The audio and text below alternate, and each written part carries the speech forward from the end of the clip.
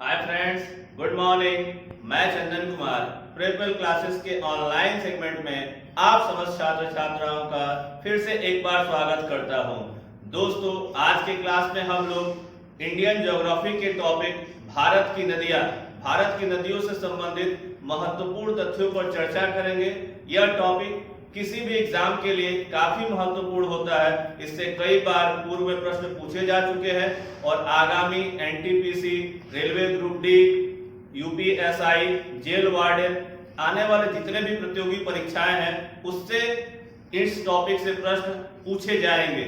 इसलिए इस वीडियो को शुरू से लेकर के अंत तक ध्यान से देखेंगे और जिन लोगों ने अब तक हमारे चैनल को सब्सक्राइब नहीं किया है, चैनल को जरूर सब्सक्राइब करें ताकि नए नए वीडियो और नए नए टॉपिक जो आपके एग्जाम से संबंधित है उसको आप तक पहुंचने में आसानी हो और आप उसे देख सके। तो आज की क्लास को शुरू करते हैं। आज का पहला प्रश्न साथियों, भारत की सबसे लंबी नदी कौन है? तो याद रखेंगे, भारत की सबसे लंबी नदी कोई और नहीं, गंगा। याद रखेंगे, गंगा की लंबाई लगभग 2525 किलोमीटर है। याद रखेंगे, गंगा नदी केवल भारत में ही नहीं बहती है बल्कि गंगा नदी का प्रवाह बांग्लादेश तक है। तो याद रखेंगे, फिर भी भारत में बहने वाली सबसे लंबी नदी कौन है? तो वो क्या है? गंगा है। हमारा अगला प्रश्न है साथियों, गंगा नदी के दो प्रमुख स्रोत हैं। याद रखेंगे, गंगा नदी दो नदियों भागीरथी तथा अलकनंदा नदियों के मिलने से देवप्रयाग नामक स्थान पर इस नदी का नाम पड़ता है गंगा। तो याद रखें, गंगा नदी के दो मुख्य स्रोत कौन सी नदियां हैं? तो भागीरथी और अलकनंदा। हमारा अगला प्रश्न है, भागीरथी तथा अलकनंदा नदी गंगा में कहां पर मिलती है? याद रखेंगे, उस स्थान का नाम है साथियों देवप्रयाग, जो उत्तराखंड में स्थित है। गंगा नदी का उद्गम गंगोत्री ग्लेशियर से है और यह नदी वहीं से धीरे धीरे छोटी छोटी जल धाराओं के रूप में आती है और देवप्रयाग में भागीरथी और अलकनंदा नदियों के मिलने पर इस नदी का नाम पड़ता है गंगा। और यहाँ से यह अपनी विकराल और बड़ी जलधारा के साथ कई अन्य सहायक नदियों से होते हुए आगे बढ़ते हुए बंगाल की खाड़ी तक पहुंचती है। हमारा अगला प्रश्न है साथियों कि गंगा नदी की सहायक नदियों का पश्चिम से पूर्व सही अनुक्रम क्या है? देखिए साथियों, इस टाइप के प्रश्न हमेशा पूछे जाते हैं कि उत्तर से मिलने वाली, दक्षिण से मिलने वाली नदियों की सहायक नदियां कौन से? तो याद रखेंगे, गंगा नदी की सहायक नदियों का पश्चिम से पूर्व सही अनुक्रम क्या है? यमुना नदी, घाघरा नदी, सोन नदी, गंडक नदी और कोसी नदी। याद रखेंगे, यमुना, घाघरा, सोन, गंडक तथा कोसी। अगला प्रश्न है कि उत्तर की ओर से, याद रखें, उत्तर की ओर से गंगा में मिलने वाली सहायक नदियां हैं। तो याद रखें, यमुना नदी, रामगंगा नदी, कर्नाली नदी, ताप्ती नदी, गंडक नदी और कोसी नदी। ये सभी नदियां उत्तर की ओर से, याद रखें, उत्तर की ओर से गंगा में मिलने वाली सहायक नदियों। गंगा में मिलने वाली सबसे लंबी सहायक नदी कोई और नहीं, यमुना नदी है। इसे यमुना नदी को भारत में खुला नाला भी कहा जाता है। अगला प्रश्न है साथियों, दक्षिण की ओर से गंगा में मिलने वाली सहायक नदियां हैं। दक्षिण की ओर से गंगा में मिलने वाली कौन कौन सी प्रमुख सहायक नदियां हैं? तो याद रखेंगे, चंबल नदी, सोन नदी, बेतवा नदी, केन नदी और दक्षिणी टोंस। याद रखें, चंबल, सोन, बेतवा, केन और दक्षिणी टोंस गंगा में दक्षिण की ओर से मिलती है। हमारा अगला प्रश्न है कि गंगा की वह सहायक नदी कौन सी है जो अमरकंटक पठार से निकलती है? ये प्रश्न काफी महत्वपूर्ण है। याद रखें, अमरकंटक पठार से निकलने वाली गंगा की सहायक नदी का नाम क्या है? सोन नदी। याद रखेंगे, सोन नदी जो पटना के समीप गंगा नदी में मिल जाती है। याद रखें, पटना के समीप सोन नदी क्या है? गंगा में मिलकर के अपना अस्तित्व समाप्त करती है। अगला प्रश्न है कि किस नदी को उत्तर भारत की अर्थव्यवस्था का मेरुदंड कहा जाता है? यह भी प्रश्न काफी महत्वपूर्ण। याद है, गंगा भारत की ही सबसे पवित्र नहीं बल्कि विश्व की सबसे पवित्र नदियों में से एक मानी जाती है और भारतीय उत्तर भारत की अर्थव्यवस्था का मेरुदंड किसी और को नहीं, गंगा नदी को ही कहा जाता है, क्योंकि गंगा नदी के किनारे ही उत्तर भारत के कई प्रमुख औद्योगिक शहर भी स्थित है, जिसमें कानपुर का भी नाम आता है, वाराणसी का नाम भी आता है, पटना का भी नाम आता है। तो याद रखेंगे, तो उत्तर भारत की अर्थव्यवस्था का मेरुदंड किसी और को नहीं, गंगा नदी को। अगला प्रश्न है किन किन राज्यों से होकर गंगा नदी बहती है। याद रखेंगे गंगा नदी ले कुल मिलाकर के 5 राज्यों से होकर के बहती है। याद रखें वो कौन कौन से राज्य हैं? उत्तराखंड, उत्तर प्रदेश, बिहार, झारखंड और पश्चिम बंगाल। याद रखेंगे इन 5 राज्यों को जरूर याद रखेंगे। एग्जाम में अक्सर होता क्या है कि 4 ऑप्शन में 3 होते हैं, 1 नहीं होता है, तो 5 याद रखेंगे। हमारा अगला प्रश्न है कि कौन सी नदी ताजे पानी की डॉल्फिन के लिए घर है। याद रखेंगे वह कोई और नहीं गंगा नदी है। याद रखें गंगा नदी में सबसे सर्वाधिक क्या है? ताजे पानी की डॉल्फिन पाई जाती है। और गंगा नदी के बाद भारत की दूसरी नदी है जिसका नाम है ब्रह्मपुत्र, उसमें भी ताजे पानी की डॉल्फिन पाई जाती है। और एक और नदी है जो भारत में बहुत कम क्षेत्रों में बहती है जिसका नाम है सिंधु नदी। मूलतः सिंधु नदी पाकिस्तान में ही बहती है परंतु वह भारत से ही होकर के जाती है, तो सिंधु नदी में भी डॉल्फिन मछलियां पाई जाती है। परंतु हर किसे कहा जाता है? तो गंगा नदी को। अगला प्रश्न है कि गंगा की कौन सी सहायक नदी, गंगा की कौन सी सहायक नदी उत्तराखंड के पौड़ी गढ़वाल के दूधा टोला पर्वत से निकलती है? तो याद रखें राम गंगा नदी जो फर्रुखाबाद में गंगा से मिलती है। तो याद रखेंगे। अगला प्रश्न है अलकनंदा नदी तथा भागीरथी नदी के संगम स्थान को क्या कहते हैं? तो याद रखें उस स्थान को देवप्रयाग के नाम से जाना जाता है। ये चारों प्रयाग साथियों क्या है? उत्तराखंड में है और एक प्रयाग जो है वो क्या है? इलाहाबाद में है। वहां गंगा, यमुना तथा अदृश्य सरस्वती नदी मिलती है। और तो यहाँ अलकनंदा नदी और भागीरथी नदी के संगम स्थान को देवप्रयाग, जबकि मंदाकिनी नदी तथा अलकनंदा नदी के संगम स्थान को क्या कहते हैं? तो उस स्थान को कहते हैं साथियों रुद्रप्रयाग कहते हैं। अगला प्रश्न है कि पिंडारा नदी तथा अलकनंदा नदी के संगम स्थान को क्या कहते हैं? तो उसे क्या कहते हैं? कर्णप्रयाग कहते हैं।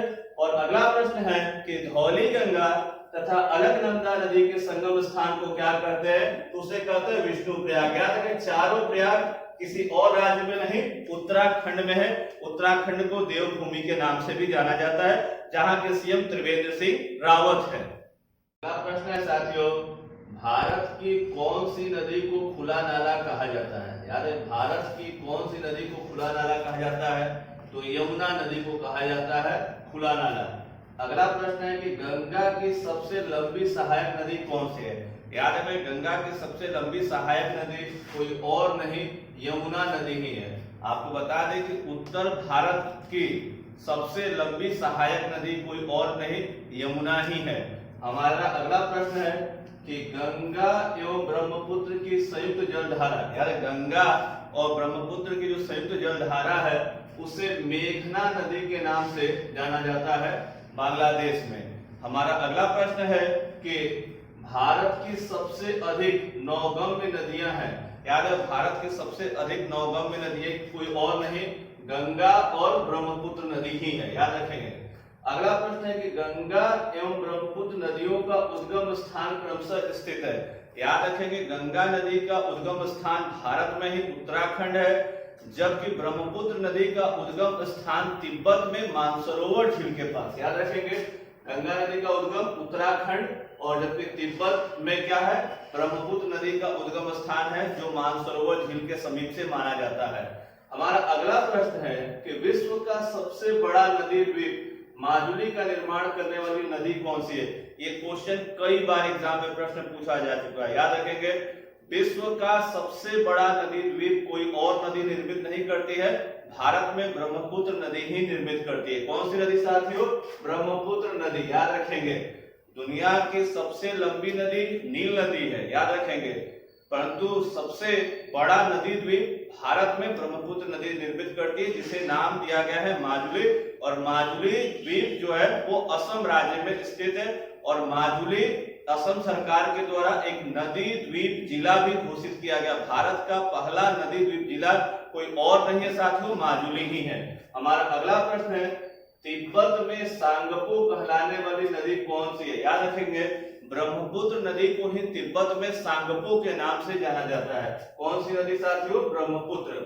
अगला प्रश्न है कि सुंदरवन डेल्टा का निर्माण करने वाली नदियां। ये क्वेश्चन भी कई बार एग्जाम में प्रश्न पूछा गया है। सुंदरवन का डेल्टा गंगा और ब्रह्मपुत्र, यार गंगा और ब्रह्मपुत्र नदियों के द्वारा बहा करके लाई गई मिट्टियों से बनता है और यह विश्व का सबसे बड़ा नदी डेल्टा है, जिसे हम सुंदरवन का डेल्टा के नाम से जानते हैं। याद रखेंगे, गंगा और ब्रह्मपुत्र नदियां निर्मित करती है।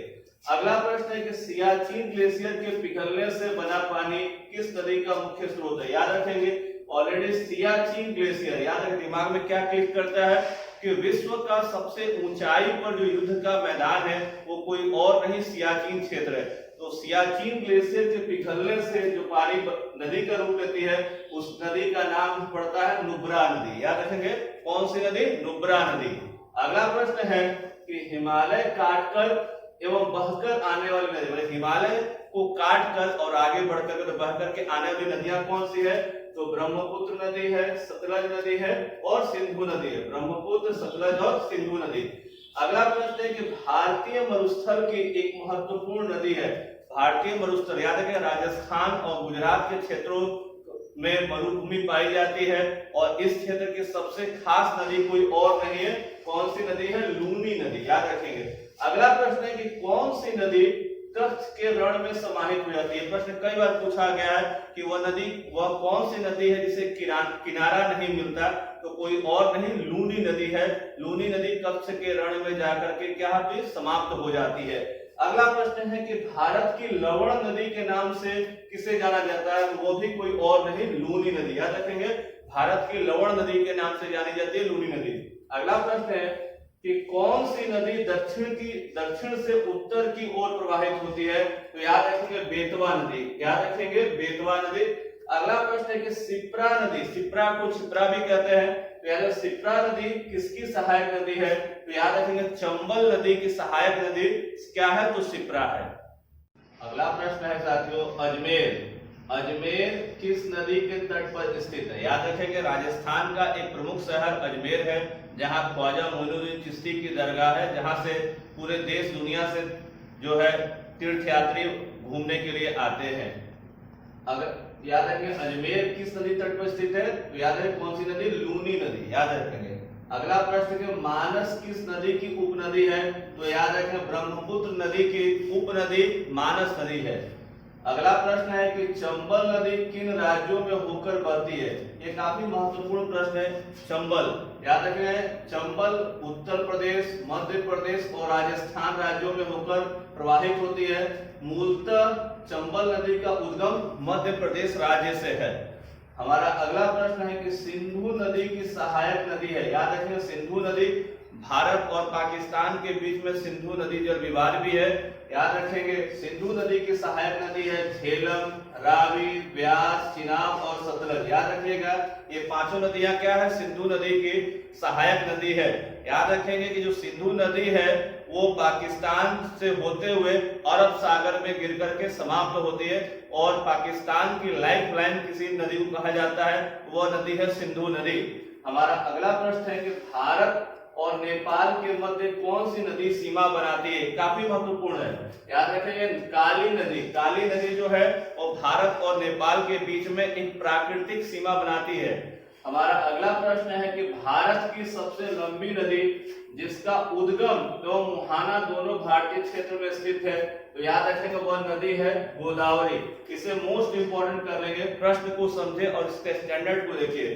प्रश्न पूछ रहा है कि भारत की सबसे लंबी नदी जिसका उद्गम एवं मुहाना दोनों भारतीय क्षेत्र में है, वह नदी क्या है? गोदावरी। अगला प्रश्न है, दक्षिण गंगा और वृद्ध गंगा किस नदी को कहा जाता है? वो किसी और नदी को नहीं, गोदावरी नदी को ही कहा जाता है। अगला प्रश्न है कि दक्षिण भारत की सबसे लंबी नदी है। दक्षिण भारत की सबसे लंबी नदी साथियों कौन है? तो गोदावरी नदी है। अगला प्रश्न है कि कावेरी नदी का उद्गम स्रोत है। तो याद है, कावेरी नदी का उद्गम स्रोत क्या है? ब्रह्मगिरी की पहाड़ियां। दक्षिण भारत कहे या उसे प्रायद्वीपीय भारत कहे, इस प्रायद्वीपीय भारत की एक प्रमुख नदी है जिसका नाम क्या है? कावेरी। और कावेरी नदी एक ऐसी नदी है जिसमें वर्ष भर जल बना रहता है और इसे पवित्रता के अनुसार, पवित्रता के दृष्टिकोण से इसे दक्षिण भारत की गंगा भी कहा जाता है। अगला प्रश्न है कि किस नदी को उसकी पवित्रता के कारण दक्षिण भारत की गंगा कहा जाता है? तो कावेरी नदी को। अगला प्रश्न है कि वेन गंगा तथा पेन गंगा किसकी सहायक नदियां हैं। यहाँ लड़के अक्सर गलती करते हैं, वो गंगा नदी की सहायक नदी में लिख देते हैं, परंतु ये गलत है। याद रखो, वेन गंगा तथा पेन गंगा सहायक नदियां हैं किसकी? गोदावरी नदी की। अगला प्रश्न है कि प्रायद्वीपीय भारत की सबसे बड़ी लंबी नदी कौन है? तो याद रखेंगे गोदावरी नदी। ऐसा क्षेत्र जो तीन ओर से समुद्र से घिरा हो उसे क्या कहते हैं? प्रायद्वीप कहते हैं। क्योंकि भारत का जो दक्षिणी हिस्सा हम देखते हैं तो वो क्या है? वो कुछ इस तरह से है। तो याद रखेंगे, इधर बंगाल की खाड़ी, यहाँ हिंद महासागर और ये अरब सागर। तो ये जो हिस्सा है इसी को क्या कहते हैं? प्रायद्वीपीय भारत कहते हैं, या इसे हम लोग दक्षिण भारत भी कहते हैं। तो अगला प्रश्न साथियों, किस नदी को रथवाहिनी के नाम से जाना जाता है? तो रामगंगा नदी को रथवाहिनी के नाम से जाना जाता है। अगला प्रश्न है कि किस नदी को दक्षिण गंगा यानी दक्षिण गंगा के नाम से जाना जाता है? तो गोदावरी नदी को। और अगला प्रश्न है कि आइजोल किस नदी के तट पर स्थित है? तो लावंग नदी यानी लावंग नदी के तट पर स्थित है मिजोरम की राजधानी आइजोल। दोस्तों, आपको अगर हमारा ये वीडियो अच्छा लगा हो तो इसको ज्यादा से ज्यादा शेयर करें, लाइक करें, और आप हमारे चैनल पर नए हो तो चैनल को सब्सक्राइब जरूर करें। नमस्कार दोस्तों, धन्यवाद।